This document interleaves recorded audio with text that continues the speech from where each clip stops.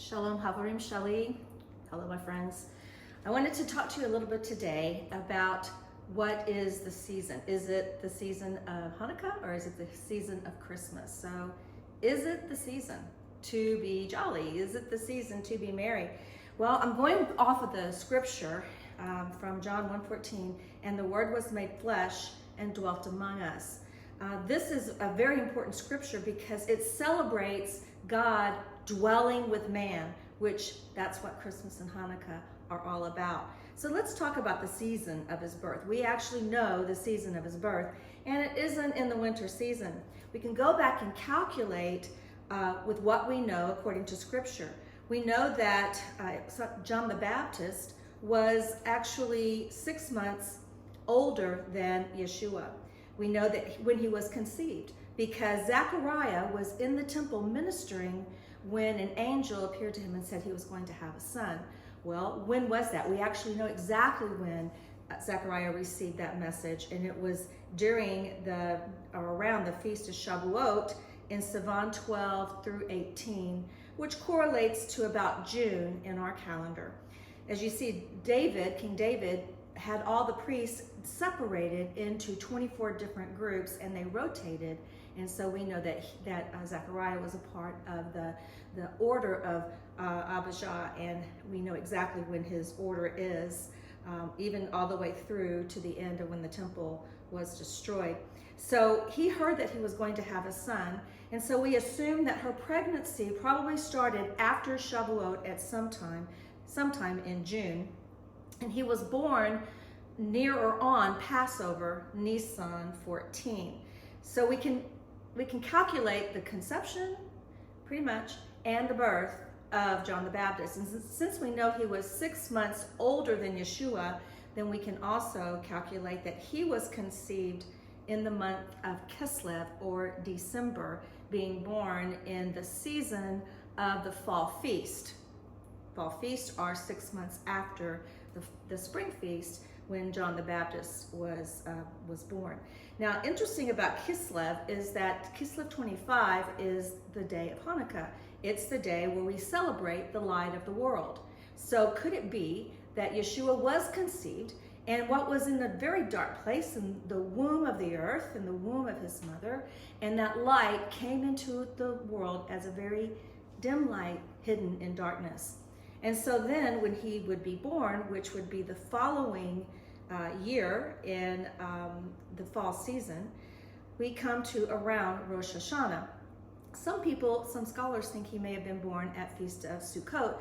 I, on the other hand, do not think he was born at the Feast of Sukkot. He was born during the season of Tabernacles, but I believe he was born on Rosh Hashanah. And the reason for my thinking, there's two reasons. One is that during there was a census required by the governor, and every man, it says in the scripture, was to go to his place of origin, his birthplace, to register for the census.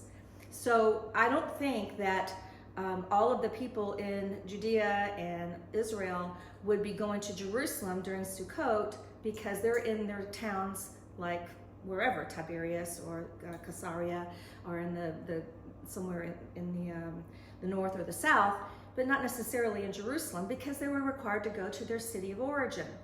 But we know Yeshua was born during the time of the fall feast. In fact, the fall feast is called Tabernacles, even though there's 3 different feasts within the fall feast.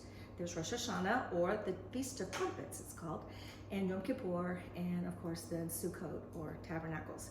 So it makes sense that he might have been born on Rosh Hashanah, and they stayed there through the duration until the Feast of Tabernacles, when every male was required to come to Jerusalem in order to give a sacrifice.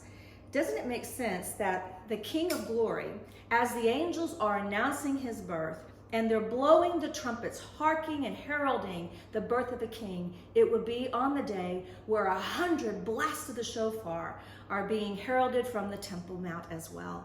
So I believe that this makes perfect sense because of the census and because of just the day of blowing the shofar, that Yeshua was probably born on Rosh Hashanah. Regardless, we know because of when John the Baptist was born, he was born during the fall feast.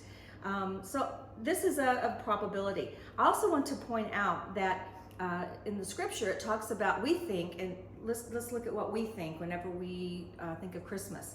As Gentiles, we think of a stable and some ox and some cows and maybe you know, a lamb or two and a little drummer boy maybe on the side drumming. Maybe we might think of, you know, the Magi being around. We think of the manger scene, right? We think of the nativity scene. Why do we think that? Because there's nothing biblical about that scene. There's nowhere in the scripture that it says that there were oxen and cows and drummer boys and even the Magi there at his birth. He didn't come till later, and I can show you in scripture. It says that they couldn't find any place in the inn. Now, in the days of Yeshua, there was no Holiday Inn or some hotel. So it's not, the word inn is not a very good word. Of course, it's used from the King James, but the word inn, and its etymology of the word, is an Old English word, and it really just means hospitality. It means come on in. And so you could be saying that to anybody, a weary traveler, to come on into your home. It's an inn to you. It's a place of shelter for weary travelers. And that's basically what the word inn means and comes from. So we can determine that it wasn't a hotel that they went to. We can determine also that it wasn't a barn. And let me tell you why. First, I'm going to start off with telling you some very interesting things about the place he was born in. He was actually born in Shepherd's Field, in a place called the Tower of the Flock. And I can show you in scripture. But I'm going to take you back to some history first in Genesis 35:16, where it says they, that would be Jacob and those who were with him, Rachel, who was also in labor, left Bethel, and they went some distance to Ephratah. Rachel went into hard labor. During her difficult labor, the midwife said to her, "Don't be afraid, you'll have another son." As her life faded away, just before she died, she named him Ben-Oni, but his father named him Benjamin. What's interesting about Ben-Oni is it means the son of sorrows. And then Benjamin means the son of my right hand, my strong right arm. So when we look at this picture of Benjamin being born in Shepherd's Field in Bethlehem Ephratah, where Rachel went into labor, we're reminded of the story of Mary in Bethlehem Ephratah going into labor and having a son. And she had a son that is also called the son of sorrows, or the man of sorrows, because he took upon himself our sin. He's also called the son of my right hand, because he is victorious and glorious and majestic, sitting on the right hand of God. So we see a picture here in the birth of Benjamin that depicts the two sides of Messiah and what he would fulfill from this prophetic look.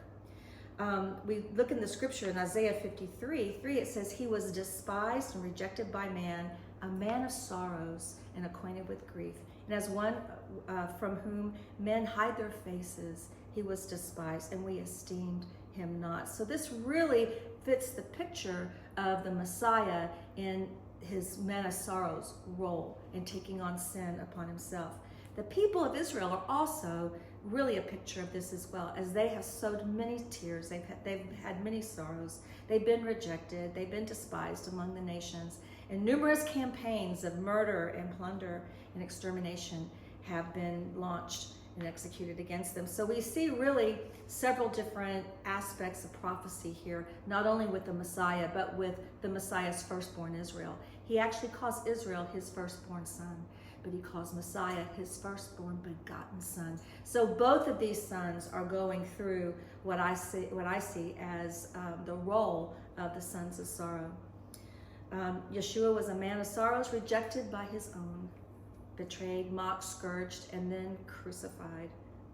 But just like Jacob also called his son, the son of my right hand, Benjamin, the Messiah also has this glorious prophetic story and role to play as the King of Kings and the Lord of Lords. You could say that Rachel represented the human side of Messiah in her perspective, and Jacob represented more the spiritual side of Messiah in his perspective. Psalm 16:11 says, "You will show me the path of life. In thy presence is fullness of joy. At thy right hand, Benjamin, there are pleasures forevermore. So it's the flip side of a coin. You know, Yeshua, he suffered sorrows, but he is majestic and he is powerful. This beautiful Remus is a picture of what was to come. Rachel died and was buried near the road to Ephratah, that is Bethlehem. This is in verse 19 as we continue. Jacob set up a pillar on her grave, and it's the pillar of Rachel's tomb that's still there today. And if you've never been to Rachel's tomb, you really should go. It's right on the border of Bethlehem, the Palestinian side where you see the big wall, and then of course Bethlehem Ephratah, where we know that she actually delivered her baby Benjamin. She is buried still right there, and you're able to visit her tomb. We know that the scripture says that Rachel is weeping for her children. And so not only is she weeping for the sons of Israel, she's also weeping for the Messiah, of course, that will be born and crucified. So it's a beautiful picture of the Messiah that we see in this story. It says in verse 21 that Jacob continued his trip and pitched his tent farther on the tent, or near the tent of Adair. Now the tent of Adair is Migdal Adair, or in English, the Tower of the Flock. It's about maybe a half a mile, maybe less, maybe a quarter of a mile from Rachel's tomb. And it's in this field called Shepherd's Field. I want to tell you about Shepherd's Field. Shepherd's Field, it's a very large field. You know, I don't know, I can't tell you how many football fields it is, maybe 4 or 5 football fields, maybe bigger, I don't know. I just remember it being large. But there were also some ruins in in the field that were at once structures. And these structures were actually towers, so that not only could the shepherds watch their field from the tower, but underneath there was a nursery, a sterile nursery, where they would bring the ewes in to have the baby lambs. It was sterilized, it was clean, it was ready for these ewes. This is what's important. You have to realize this shepherd's field. It was a priestly field for priestly trained shepherds, Levitical shepherds, for lambs that were to be born for sacrifice. Only unblemished lambs were able to remain in Shepherd's Field, because it was the high priest, or the priest, that would come down and pick out daily a sheep, a lamb, for slaughter, for sacrifice. And of course on Passover, it was very much well known for the place where the Passover lambs were born and where they were cared for. The ewes would be brought in, they would deliver their little lambs, they would be wrapped up in swaddling clothes, they would lie them in a hewn out basin or manger. And this would help the baby lambs to keep them from marring or scratching or injuring themselves, because they could not have a blemish. So they were very, very well taken care of. And these priestly, Levitically trained shepherds were all about this business, right? They were all about it. So whenever the angels began to herald that a child has been born, Messiah, Christ the Lord, and you will find him wrapped in swaddling clothes and lying in the manger, the very first thing they're going to think of is the nursery at the Tower of the Flock. And of course, if they know the scripture, they're going to realize what the prophets said about the Tower of the Flock and Bethlehem Ephratah. So as we read these scriptures, we're reminded that these shepherds were not clueless. They knew that there was a Messiah that would be coming. According to Micah 5:2, as for you, Bethlehem Ephratah, they already knew the Messiah is going to be coming to Bethlehem Ephratah, the place of the Tower of the Flock, for the Tower of the Sacrificial Lambs. Though you are least significant of Judah's forces, one who is to be ruler of Israel on my behalf will come out of you. This will be that son that will be on the right hand of God, the majestic King of Kings. And it's prophesied right there from Bethlehem Ephratah. Then we go into another aspect of the scripture in Micah 4, and it is 4:8. It says, as for you, Tower of Adair. So where is Tower of Adair? We already know. The Tower of Adair is in Bethlehem Ephratah. It's the tower where the lambs were always born for sacrifice. As for you, Tower of Adair, now God is talking to the tower. Hill of daughter Zion, as for you it will come. The former dominion will come, the royal power belonging to the daughter of Zion. So what was once man's dominion that was given away to Satan will be returned to you, and it will come to the Tower of Adair. So we see the Messiah being born, like I said, in the wintertime, whenever the light is so needed. Actually, we see Messiah being born in the spring, in the fall, where the fall feast are coming together for Rosh Hashanah, and then on to Tabernacles, pardon me. Okay, so we know that Mary and Joseph were poor. And we also know that it was 40 days after the Messiah was born that that Mary went into Jerusalem for her purification. So let's look at this in Leviticus. It says that,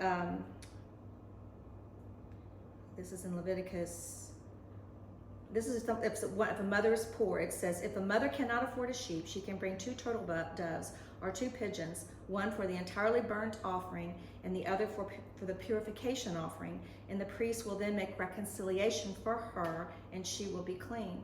So we look at in Luke 2:22, let's look at Mary actually fulfilling this law of the Torah. When the time came for their ritual cleansing, that's the baby and Mary, in accordance to the law of Moses, they brought Jesus up to Jerusalem to present him to the Lord. It is written in the law of the Lord, every firstborn male will be dedicated to the Lord. They offered a sacrifice in keeping with what was stated in the law of the Lord, a pair of turtle doves and 2 young pigeons. So we just got through reading Leviticus that if you can't afford a sheep, this is what you give. So we know that Mary and Joseph had to have been poor and offered the 2 turtle doves and 2 pigeons for the sacrifice. So what happened next? Well, now we see the Magi coming in. This is 40 days after her having the baby that she went in. The reason I know the Magi didn't come before 40 days is because when the Magi came to her, they gave her gold, riches, frankincense, myrrh, all kinds of treasures, the word says. If she would have had those treasures before the 40 days of purification, she wouldn't have given the 2 turtle doves and the 2 pigeons. So they came after 40 days. And of course, immediately after they came, Joseph was warned to go to Egypt because Herod was trying to kill him. So now we can see that, and we also know this, Herod died in 4 BC. So this had to mean that Jesus had to be born after 8 BC, because that's when the census was determined. It takes a couple years for the census to actually be administered in the land, and before 4 BC. So most scholars believe that he was born around 5 or possibly 6 BC in 2,000 years ago. So imagine that. We know the season of his conception, which would be in the darkest time of the year at Hanukkah, because we can figure that out from when he was born, obviously. And we know he was 6 months younger than John the Baptist, and we know when John the Baptist was born. So he was conceived in Hanukkah. He was born in the fall feast, possibly Rosh Hashanah, and he actually came back from Egypt after Herod had died. So we can figure out his life a bit. And then he didn't stay in Jerusalem. His father and mother decided to go on to the north, up to Nazareth, because the king at that time was also very evil, and they were afraid for his life as well, being that he was the son of Herod. So this is a very important lesson for us to get our timing and our bearings right, and understand that Hanukkah is a beautiful time of the year to continue to celebrate, even though it's December, and even though you may not be celebrating Christmas anymore. Maybe you are. Your Christmas time is really now at Sukkot, and your December is really now. Hanukkah is your celebration of his conception. So what I do is I celebrate from September through December and celebrate all of it. I'll put my lights up because I love lights. I put the greenery up because we're commanded to put the greenery up at Sukkot. There's actually a command to use certain boughs of greenery. And so it's a time to remember. I mean, you can start your own traditions now if you want to.